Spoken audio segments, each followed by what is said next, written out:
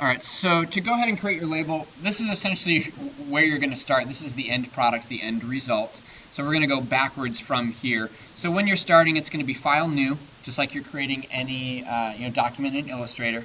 The size here is what needs to be specific. Your width is going to be 8 inches. And your height is going to be 2.25 inches. So if you've got it open, you can go ahead and enter those dimensions in. Otherwise, again, this video will be at your disposal, and you can go ahead and watch it anytime to get these measurements. Alright, so this is, I gotta move this out of the way.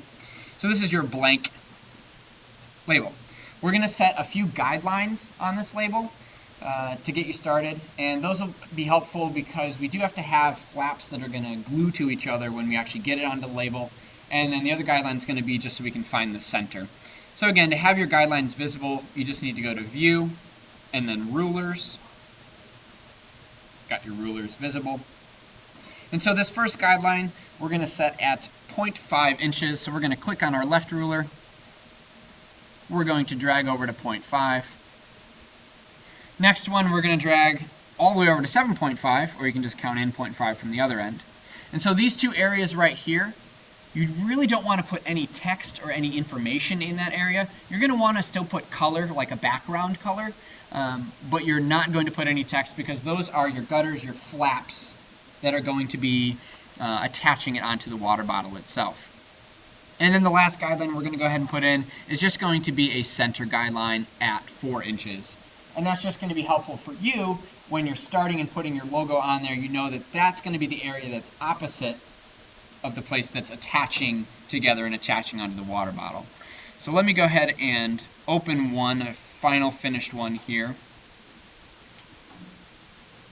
And I should have had this up, but I don't, so I'm going to bring it up here.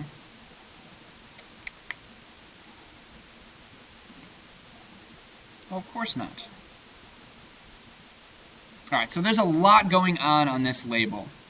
Being that it's optional at this point for you guys, I'm not going to make any requirements for what's going to be on here, but I'm going to give you recommendations to obviously lead you to a successful label. Your logo itself should really only take up maybe about a quarter of the label itself. And if you look at any water bottle, you know, if you were to stretch that label or that logo from here all the way over to here, it's going to be wrapped around the whole bottle and you're not going to see all of it. So you've got to limit yourself, and on here I have it to, what, maybe 2 inches at most. And so, again, about a quarter, maybe a third of that water bottle can be devoted to your logo. Now I've added in text to my logo, so this would be the point where you could add in what type of water it is, perhaps the company or the logo name. And then underneath I've given a little bit of description of what it is, you know, a tagline, the catcher, the water for the true artist. That's going to, you know, make the buyer want to grab it off the shelf. And then it is created with the finest of leftover paint water. Of course, the finest of leftover paint water. And then I put it in Spanish underneath. Creado con el más fino de agua sobrante de pintura. Right, exactly. I just did Google Translate, so that might not even be accurate. And then other things that you're going to want to consider including are things like a nutrition label, which I would just find on Google. Make sure it's a large image file, not a small image file, so that it, you know, doesn't pixelate. Things like the size of the water bottle, whether it's fluid ounces, pints, milliliters, those kind of things. This one I have only has 30 calories, and if you can read that and it tastes somewhat good, I mean, it is, you know, leftover paint water, so it's not going to taste great. And then I've got here official water of, you know, the MLB, so I brought in an MLB logo.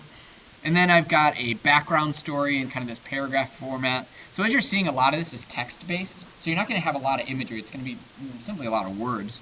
But here we have Morris Special Blend Water originates from the leftover paint water of Olympia High School and is then purified through a rigorous 42-step process called Hydro 42. And I won't read the Spanish version, but that is in Spanish underneath.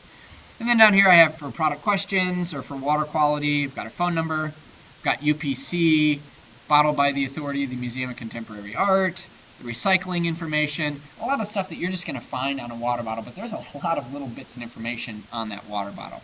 And to do all of this text stuff, it's a matter of just using the type tool. And when you get specifically, say like you want a curve or something like that, I'll show you guys individually how to do that. But it's a matter of just going ahead and typing. And I can then take this box and I can go ahead and rotate it, I can change it, I can put it anywhere that I want on the page. limit yourself to different fonts, 2 or 3 at most. Try to keep some consistency throughout. And the only other thing that I want to talk about is a background color. I have just 2 colors. I've got a simple bar, and so I just used the shape tool that you guys are also familiar with, and I created that long rectangle. And then for my whole background, I just made a much larger rectangle, and instead of using just a regular color here, like a solid color, I went down to my gradient option, and here you can control which colors are in that gradient, like so. And you can also control the type of gradient, so whether it's going to be linear, left to right, whether it's going to be radial, or 2 or 3 different colors or 4 different colors. This is kind of just an experimentation thing if you want to bring in those gradients. But plenty of labels that students have created are highly successful with just a blue background, a light blue stripe or something like that. Again, keeping it simple. You don't want to overdo it with a lot of stuff. So that's what's going to help you to get started on that.